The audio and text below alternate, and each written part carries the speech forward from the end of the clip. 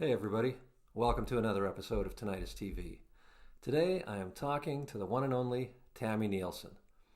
The Canadian-born, New Zealand-based singer-songwriter has one of the most powerful and dynamic voices in music. And with her latest album Kingmaker, she's raising that voice like never before. The most lyrically focused work of her career, Kingmaker is a feminist musical manifesto divided between anthems of female empowerment and cuts that confront sexism and misogyny in music, politics, and the world at large. Hard-hitting as it is, though, Kingmaker never feels heavy-handed, thanks in no small part to Neilson's disarmingly vibrant personality and energetic retro songwriting, joined here by some ambitious production that expands her twangy world with everything from lush strings to Tex-Mex textures. Shortly after arriving back in Toronto for her first Canadian shows since the pandemic, Neilson got on Zoom to talk to me about Kingmaker, coming home, collaborating with Willie Nelson, crying at the sight of Tim Hortons, and much more. Enjoy. First of all, Tami Neilson, thanks so much for taking the time to talk to me today. It is a grand pleasure to finally meet you. You too. Thanks for having me. Like I said, my pleasure, my pleasure. And if I've got your itinerary right, I see that you are finally back in Canada to do some shows, a month of shows back here. And I'm sure it's always a thrill to come back home, but I'm kind of guessing that it might be a little more of a thrill this time, simply because, well, it's been years since you've been here. Yeah, it's pretty special, like not having seen, I'm from Toronto originally, so not having seen my family and my friends here on a personal level for almost 3 years. On top of getting to perform and tour, at all outside of the borders of New Zealand and within, it's still taken a long time for us to even get back to live shows. And we're just kind of starting to sneak back into it.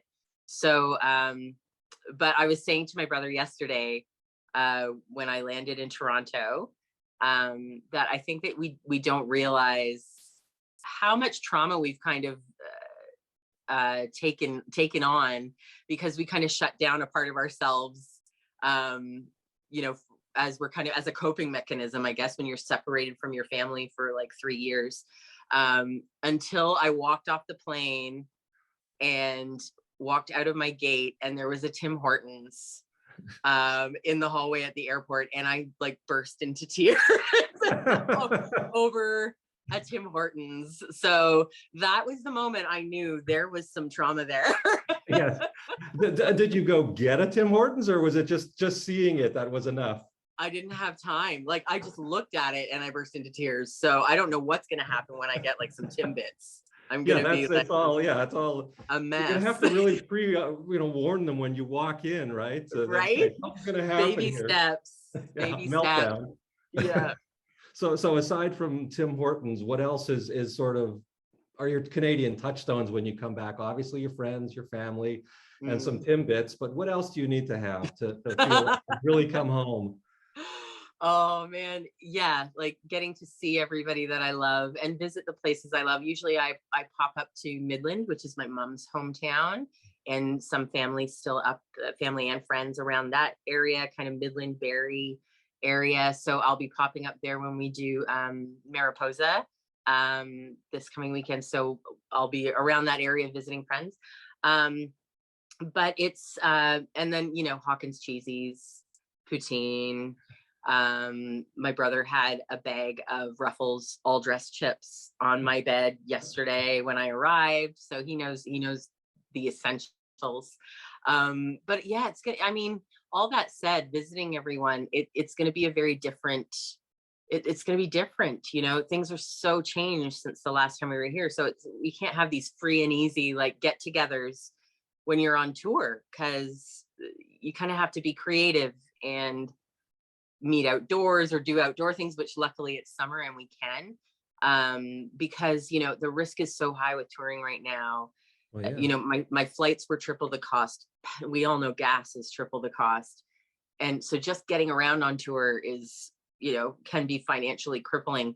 So to have a band member get sick and take out the whole tour is it's a real concern, obviously, for musicians all around the world right now. It's something we're still having to kind of, we're like, finally we get to go back to doing what we love. And then 3 shows in, you're like, damn it, Oh yeah. And so many things have Yeah. gone that way. I mean, and, and those are people who haven't come halfway across the world. That would even suck worse. So, I mean, if you cried at Tim Hortons, what are you going to do when you get on stage? It's going to be pretty emotional to step onto that stage again with my brother next to me.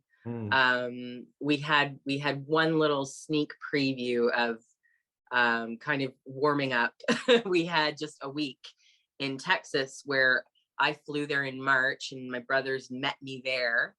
And we did, we played at Willie Nelson's ranch. Right. And it was the week the borders opened in New Zealand. So it almost didn't happen. And it's been kind of crazy, like, not performing together for 2.5 years, getting, just that you feel you're not match ready, you're not game fit, and so you're feeling kind of nervous about that. And then to add, like, I know I haven't seen you in 2.5 years, so that's going to be emotional. We haven't played together, so that's kind of scary. But let's throw in like doing a song with Willie Nelson just to really like ratchet it up. Yeah, it's not enough drama already. Yeah, and let's put a Tim Hortons in there. Total meltdown. Just a nice trauma package for you. Like, yeah. Was it like getting back on the bike though with your brother? I mean, sure, it's been 2.5 years, but I would think after a lifetime of having this, pretty much, I'm guessing you guys don't have to finish sentences in each other's presence, and you just know, right? So was it pretty instantaneous that the chemistry came back? Yeah, definitely. It's kind of like, like riding a bike.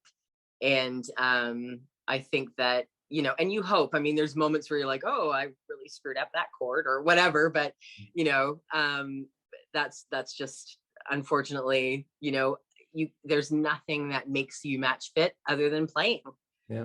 And that's something that, we both are just chomping at the bit. We can't wait to get back to. And you've got new songs to bring out too at these shows. You've got Kingmaker coming out in a couple of weeks. How exciting is it to kind of, play this material for what I'm guessing is the first time? Yeah, well, that's, another part. It's exciting and nerve-wracking at the same time. I wrote Kingmaker. We were in the midst of lockdown, and this was a year ago, so it was like no touring in the foreseeable future. Right. And so I thought, because I've always been a real stickler about like being able to recreate live what is on my album, because I always worry like my audience will be disappointed if I don't, which is kind of silly, because as a fan I would love it if I went to a concert and they did things differently, because I can listen to the album anytime, but right. That's me. But I guess it's just something that's kind of ingrained in me.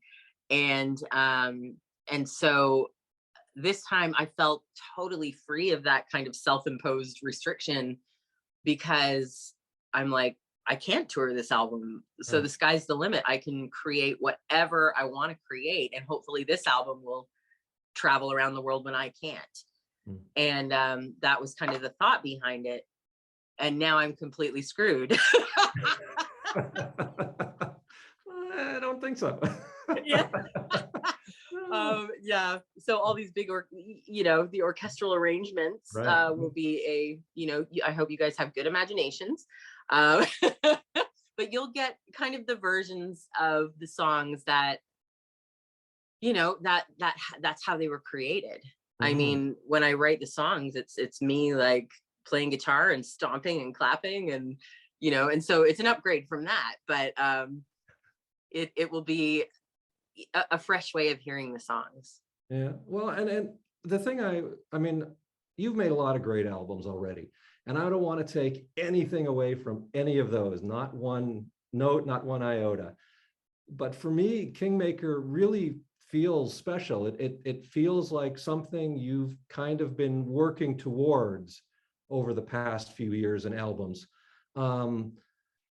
Everything that, people know and love about you, I think, is there. It's not like, you've suddenly turned into a polka artist or something. It's still you. but everything just feels a little bigger, a little bolder, a little, wider, a little more, there's a little more depth, and I don't know, it just feels like you've taken it up a couple of levels. I mean, was that something that, you talked about, having the freedom to not worry about taking these songs on the road and all that, but did you go into this with a little more of an attitude that you wanted to, really push yourself farther, and the stakes might have been a little higher in some way? Or Yeah, did I all think, this happen by accident? yeah, happy accident. No, I think that, so many of Kingmaker is an album that I've always wanted to make, or that sonically, I would have loved to have made all my albums this way. Right. But so much of that is restricted by finance Mm. or time when you're churning out an album between tours, or not, you don't have time to write an album, but you need a new album, so there's a lot of factors there. But I think that this album, was one that I had been off the road for a year. And we were going, globally, we've been going through a reckoning and a deepening, and we were all off of our hamster wheels and at home. Like, there was no rat race anymore. It was gone. There was just us and our thoughts. And that is something that I think comes through in the writing on the album. But also, just being able to take the time to really curate an album, and having the finances that I would normally invest in touring overseas. I was always running at a loss, always. When you live in New Zealand, Yeah. and you tour the world, or even you tour Canada or anywhere, without the minute you leave home, you're talking thousands of dollars just to leave home, Right. to fly anywhere. And so I was always running at a loss with touring. And suddenly I was home. And while I wasn't able to tour, I also wasn't losing the money I normally would touring either. Mm. And so I had a conversation with my husband, I remember, before I went to make this album. And I said, I've been investing tens of thousands of dollars into touring overseas, which is important when you're building your career. But right now, that's gone. And the only way that I can connect with my audience is through my music. Mm. And so the money that I would invest in touring, I am going to invest in creating this album, the album I've always wanted to make. Wow. And so it was, it was a creative decision, but also a business sensibility when, at the end of the day, we're all running a business trying to build our audiences and our, and so that was kind of the thought behind taking that gamble. And it was a huge risk. It's still a huge risk. I don't know how it's going to sell, or if people are going to connect with it. I hope so. But it's a huge gamble that normally a record label would take, or someone else that's financing it. But I'm an independent artist, and so it's my gamble and my risk. Yeah. Creatively, we'll I think it pays definitely off. pays off. I mean, like I said, it's in many ways your biggest and best and most exciting, album sonically. Lyrically, it kind of feels like it wouldn't be unfair to call this almost a concept album. All of the songs are kind of dealing with the same issue and the same subject from different angles. And I think the worst thing I could possibly do at this point is to keep talking and mansplain your album. So I would really prefer if you would kind of take up the torch here and talk to me about what inspired the lyrics of these songs and what you're saying and the statements you're trying to make with this album. Right. Yeah.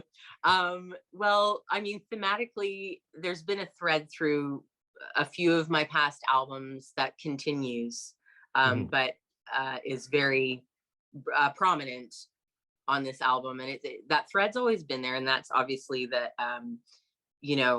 the huge disparity in equality in country music, particularly for women in country music and people of color in country music, but just our world in general, you know. Sure. And it's funny because when people try to kind of punch holes into in what I'm writing about or singing about because it makes them uncomfortable, you know, it's often it's too political. And you know, my response to that is, it's only political if it's not your lived experience. Right. You know, you might put a political label on it because it's not your life. And so when, you know, I only write from my experience. So I sing about, you know, family, and I sing about my life very personally. It's a very personal album. And when I sing about inequality for women, it is my lived experience. Mm-hmm. I'm only singing about my life. Right.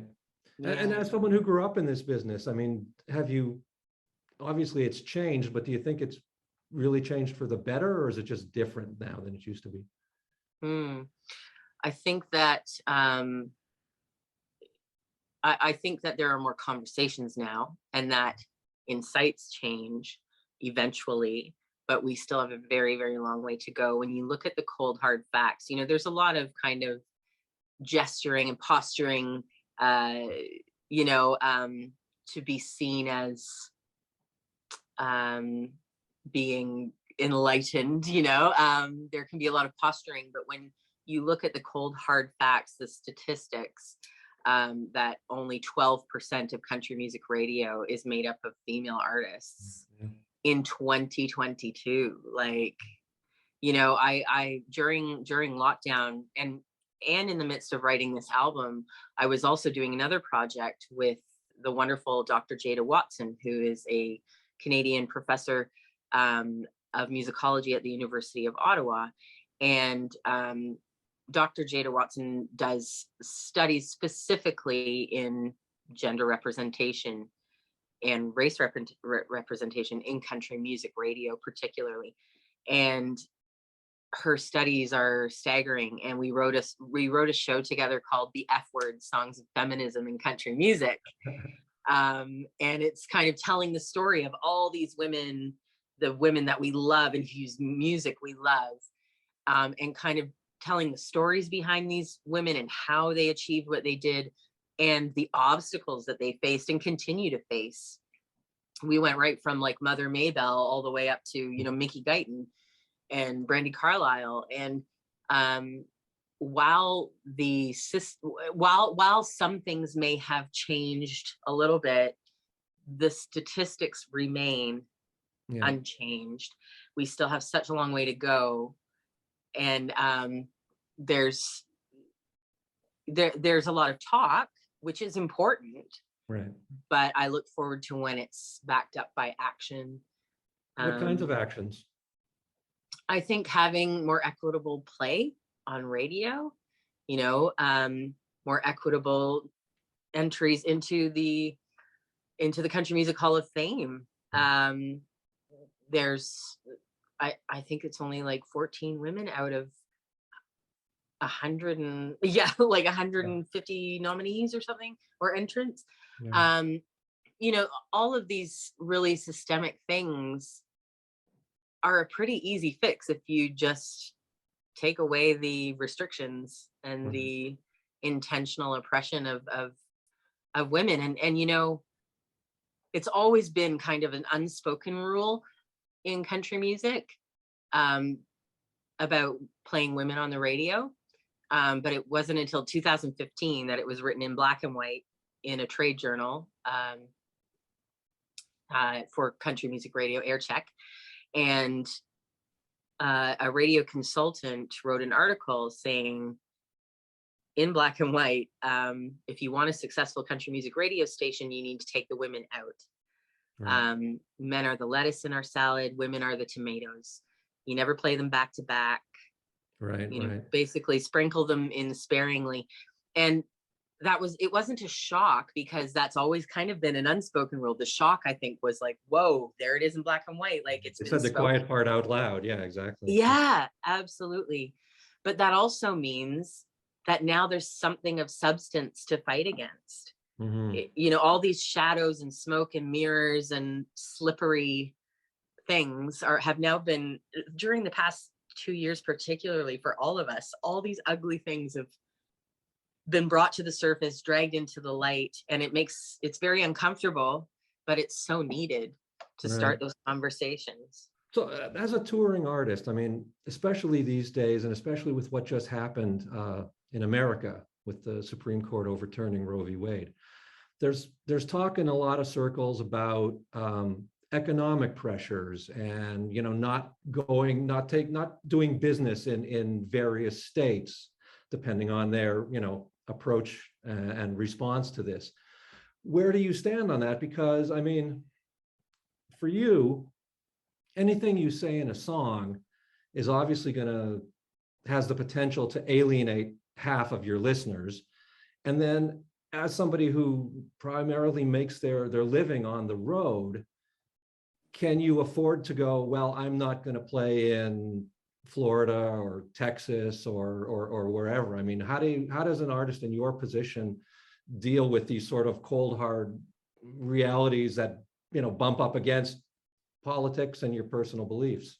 I think for myself, like, I guess because I'm an independent artist that doesn't answer to anyone, Mm-hmm. I don't have that same fear of not speaking out. Right.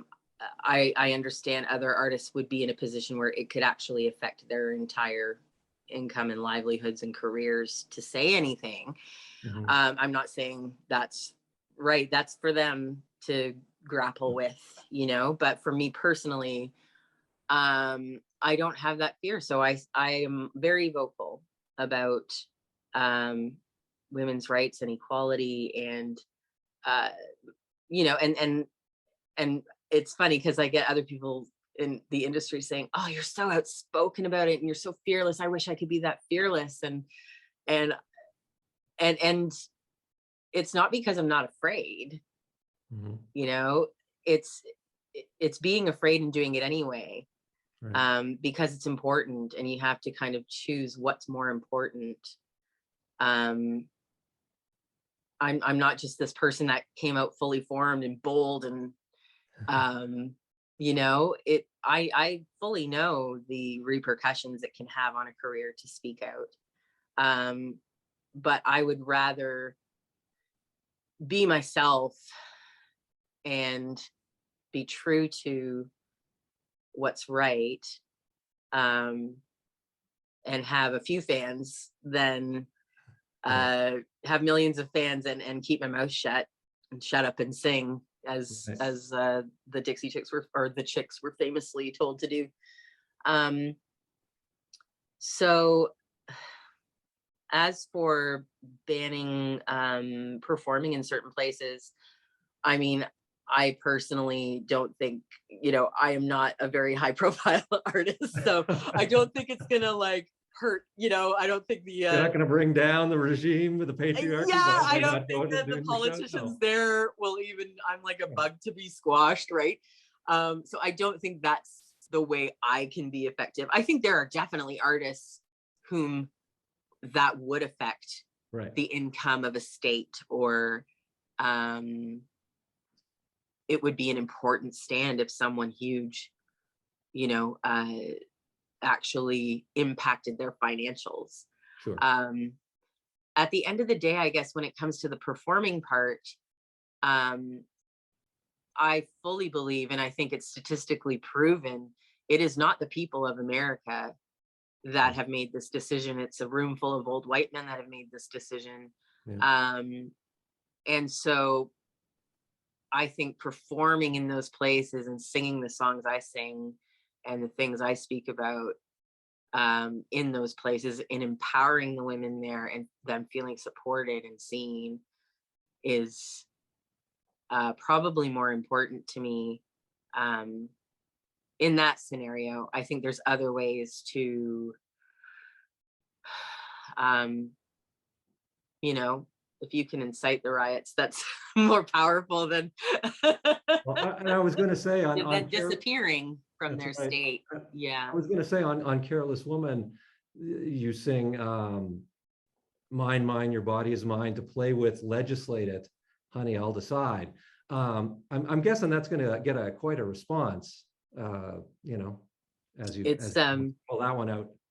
yeah, I've when I wrote that, obviously it was over a year ago, before we even had a whiff of them even thinking of overturning Roe versus Wade.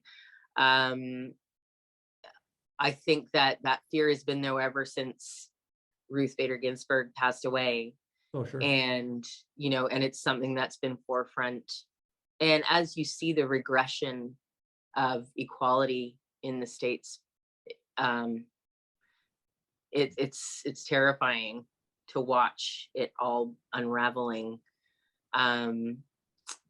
So when I wrote that song, I had no idea that it would come out like the week that Roe versus Wade was being overturned. So it was a bit prescient, I guess. But I wish it wasn't. I wish that I look forward to the day when my songs are irrelevant and have no meaning anymore and just seen as historical.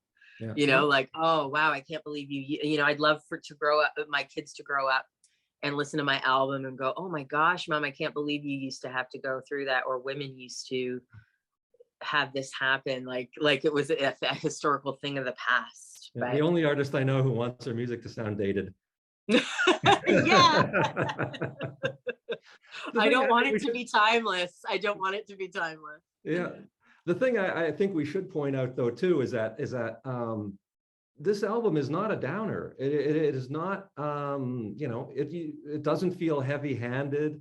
Like I don't listen to this album and feel like I'm being hit over the head with something. I mean, it's all, perfectly balanced in there.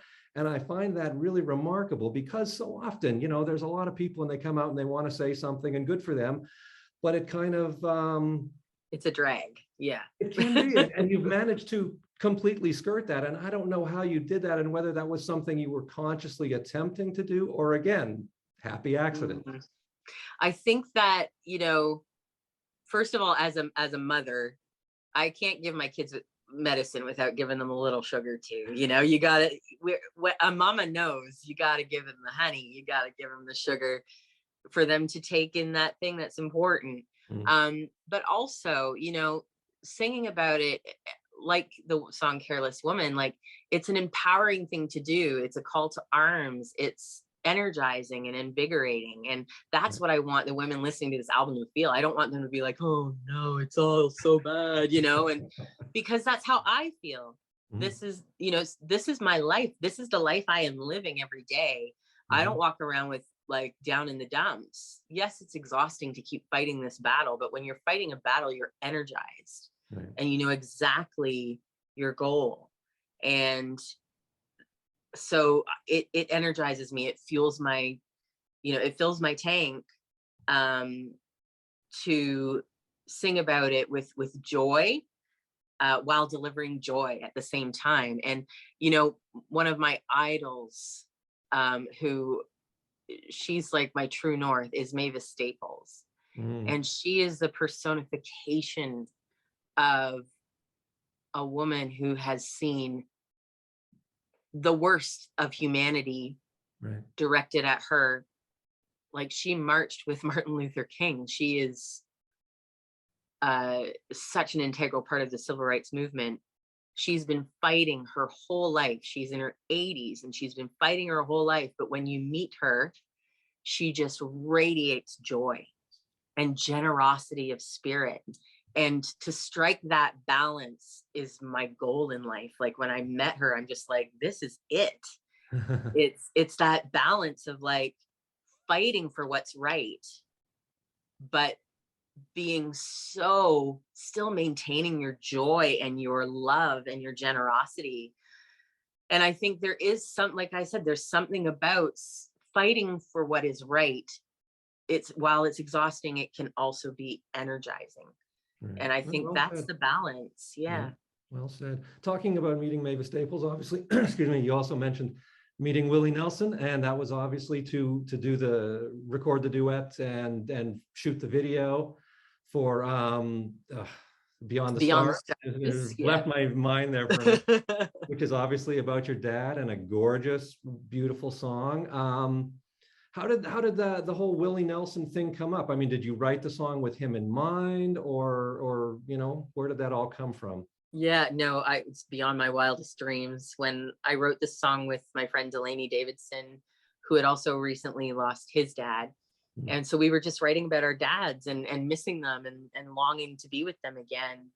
And a couple months after I think we wrote it, I was asked to perform at Luck Reunion, which is a festival on Willie's Ranch every year. Right. Pardon me. And of course it was in March 2020, and we all know what happened in March 2020. Yeah. Like the world fell apart. And so a week out from going to perform, everything got canceled, everything unraveled. And so I was then asked to, they were moving the festival online, which I think they were the first to do it because no one had done that yet. Right. And they said, can you do a little 3-song set beaming in from New Zealand? And so I did. And unbeknownst to me, like Willie and his family were watching, because you never know if they're going to actually be watching. But yeah. I had this influx of new fans on social media afterward. And one of them was this woman named Annie, and she started following me on Twitter, and we would chat back and forth. And for a few months, like we were kind of bantering back and forth. And she was so cool. And she started following my brother, Jay. And when she did, he checked her profile and he said, do you realize who Annie is that you talk to all the time on Twitter? I'm like, no. He said, that's Willie Nelson's wife. Oh my God. But I was so glad I didn't know, like, because I was just, I wasn't like a big goober. I was just like being my normal self, I guess, but which is kind of a goober. But so yeah, we ended up building this friendship online, and then she ended up sending me her number so we could text and be in touch.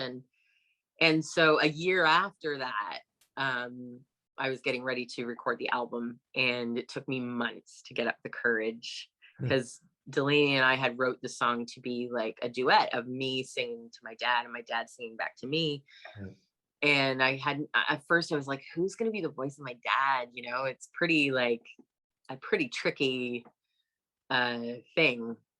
And then, when I was like, oh my God, can you imagine if it was Willie Nelson? But it was just too much. It was too much to even like think about. But long story short, I finally got up the courage and asked, and Annie's like, yeah, send it through and I'll, he'll have a listen. And then of course I had to be like, crap, now I have to send Willie Nelson my song. Like, one of the best songwriters in the world. I have to just casually send him one of my songs. But yeah, so he said yes, amazingly. And he sent through but we were in the middle of lockdown, and he sent through his vocals. Right. And I just wept and wept and wept. And I cried for about 3 days straight. Just, obviously because it's Willie Nelson and singing harmony with but like that iconic voice that's been part of my life, like since the beginning, singing with mine and singing words that I wrote.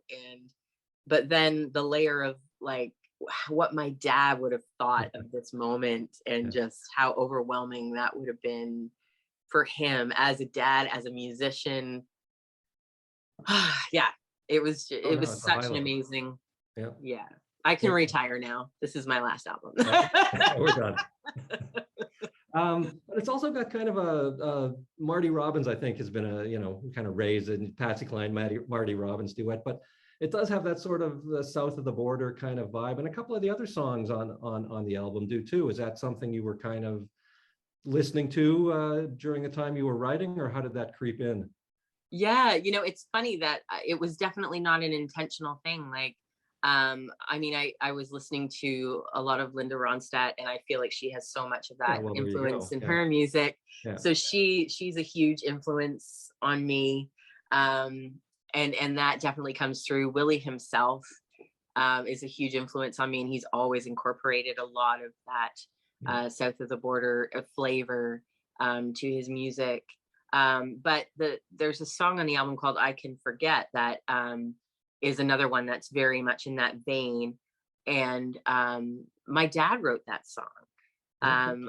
Yeah, my brother, my mom was clearing out her storage and gave my brother a box of old demo tapes of my dad's, and he came across this little snippet of a melody and sent it to me. And so that song's so special to me because all these things that you kind of lose when you lose someone you love are the opportunities and chances to do these things, certain things with them.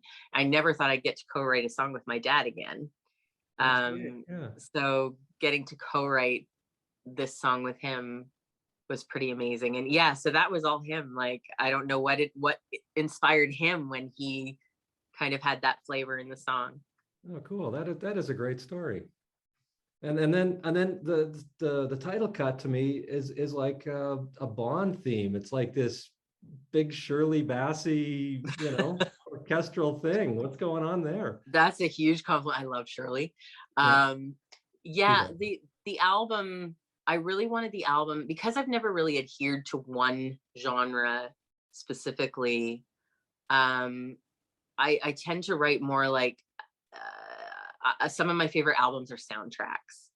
And I want it to tell a story and take the listener on a journey that's interesting and colorful. And for me personally, as a listener of music, if I hear someone that's the same, and no matter how much I love them, if I hear 3 songs, I've heard everything, Right. with certain artists or certain genres. And so for me as a listener, I want to be taken on this journey. And that's why I love soundtracks. It's like, such contrasting musical experiences and emotional experiences. And so for Kingmaker, I really wanted the album to open with a very cinematic feeling, like because Kingmaker is not a traditional song. It's there aren't choruses and verses. Right. It's just this cinematic opening, like you would at the beginning of a film. And those old films of like old spaghetti westerns or a Bond film always famously opens with Right. a very cinematic song, and so I wanted it to kind of set the stage and make the listener feel like, oh, something's coming. Like, this is a story I want to pay attention to. Yeah. So now you've done this. You've made like what I think would not be unfair to call the best album of your career. Oh, no And pressure. no pressure. Yeah. No. But you've duetted with Willie Nelson. You've written all these great songs. I've definitely peaked. I was Willie, gonna and say yeah. now, yeah. What do you do for an Where do you encore? go from? Yeah, where do you go from here? But do you even think ahead in terms of like, I mean, obviously we're just getting to hear this album, but you've had it done for a while. You've lived with it. You've probably already started writing songs for your next album. Yeah, I mean, I think with this one, it's been so much poured into it creatively. We finished tracking a year ago. Mm-hmm. But then of course there's all the process of mixing and mastering, and then the artwork and the visuals, and then all of the music videos. And so everything is still continue, even though it's not the music itself. Mm-hmm. There's so much creative process that's still happening, and then bringing the shows to life. Yeah. So I'm still trying to stay in that. I feel like for me personally, when I start writing the next album, I've mentally left the last album, and that is not where I am right now. I'm definitely wanting to stay in this album and really see it through, and give it the love that it deserves and the time that it deserves, which isn't something I've always been able to do in the past. But that's something I think we've all learned to slow down a bit and enjoy where we are in the moment that we're in, instead of just, okay, phew, what's next? That used to always be the way I worked, was like, what's next? What's next? Whereas now it's just like, I'm here. Like, let me just, I'm going to enjoy being here. And yeah, kind of being, taking things a bit slower. Well, perfect. Well said, and a perfect sentiment for yeah, these times. And you've made an album, I think, that people will want to spend some time with. And so, couldn't have timed it better. Well, listen, thanks so much for your time today. Thanks so much for all of the music, including this album. And next time you come to Canada, come out to Western Canada, okay? I know, I miss you guys. But We may baby steps with touring. But I'm hoping to get out there next in 2023. Yeah, which isn't too far away now. Yeah, no kidding. All right. Yeah. Well, listen, I know you got other people to talk to, so I'll let you go. Thanks again, and we'll see you someday. Thank you. Okay. Bye-bye.